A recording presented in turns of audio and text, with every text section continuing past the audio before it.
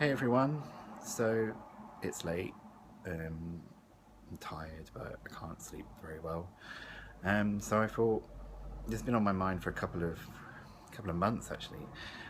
This subject of HIV medication and things, and the title of this video that I've put probably kind of answers that question in what the video is about. So the video is called "This Pill's Great, but it doesn't fix everything," and that's exactly what I want to kind of get the message across to people that maybe just don't understand um, some of the life practicalities that go along with being positive. So let's talk about the medication. So I have some here.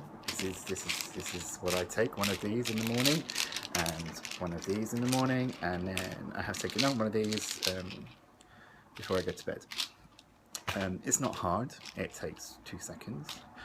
But even I lately have struggled with these. I don't know why, because I've been taking medication for a long time now, three years, and for some reason recently I'm struggling to take these on time, and I forget or I put it off. I don't quite know why, but I'm sure there's some psychological reason behind it. Um, so, and one of the things, like, you need to understand is, as maybe as someone who doesn't have HIV or is not even, maybe has HIV and is coming up to taking medication and is a bit anxious about it, is that these pills, they do fix a lot. They're great, don't get me wrong. Without these I may not even be here today, and that's something I'm very grateful for, and nothing can express that enough. But there's things that these pills don't fix. Psychological things. These pills are great. They fix everything biologically and physically for you to some degree, so that, you know, biologically and physically you remain well. However, they don't fix the psychological and the practicalities of life that go along with having HIV. And there is an attitude out there, I think, in society by the gay community, and also by a lot of straight people actually, who say to me, "Oh, you know, HIV is not bad anymore. You know, you get medication to take and it's fine." And that's very true actually. And I'm not. I don't take that comment away, but that's not the only issues with HIV. The biological thing is the most important thing, obviously, to keep you alive, but the psychological effects of being diagnosed and living with it, and the practicalities of dealing with things that come up in your life, are also really hard to deal with, and you can't take a pill to take that away. For example, even getting these right takes a while for some people. Some people are very lucky. I know quite a few of my friends who have started some medication, and the first lot they started, they're still taking today, and they seem to be okay with it. But there are other people, and I'm one of them, where it took me nearly 2 or 3 years to get the right drugs that worked. The first lot of drugs I was given, I couldn't cope with. They made me kind of psychologically unstable. I couldn't sleep. Wasn't in a great place for a long time. The second lot I took basically buggered up my kidneys to a really bad degree, and thankfully these two combinations seem to be okay. So that's the first thing, that, you know, these drugs are great, but, you know, you have to find them first. Secondly, the drugs that you take will not help you with some of the aspects of life that you're going to deal with being positive. These pills don't take away my anxiety when I have to tell someone I have HIV, whether that be a friend or a potential partner. That didn't help me when I had to tell my work I needed some time off because I was starting medication. These pills don't do that. More importantly, you know, it's one of the, for me, and I never said this to anyone before, and one person I've discussed this with actually in the last 7 years, a pill like this would never have stopped me nearly committing suicide the day after I was diagnosed. The day after I was diagnosed, I was in hospital at the time, and I sat there thinking about just ending it. I was in a place where I was totally disconnected from the world, and for a while I just sat there looking out of the window and thinking, I just want to run at that window and finish it. I didn't know how to deal with it. No one was there to help me, and no pill, no HIV pill would have done that, would have helped me through that.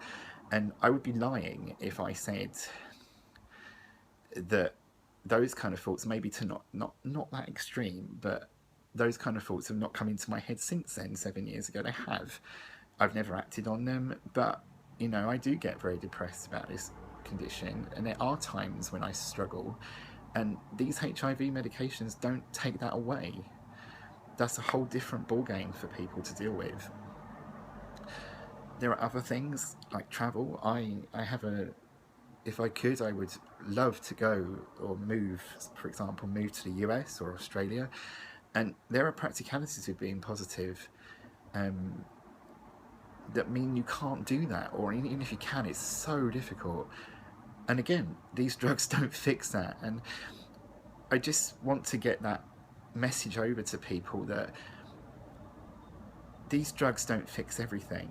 And a lot of gay people I've met sometimes get very complacent that they're bothered about HIV, and they are bothered about getting it, but they see there's a solution, and the solution is ARVs to take.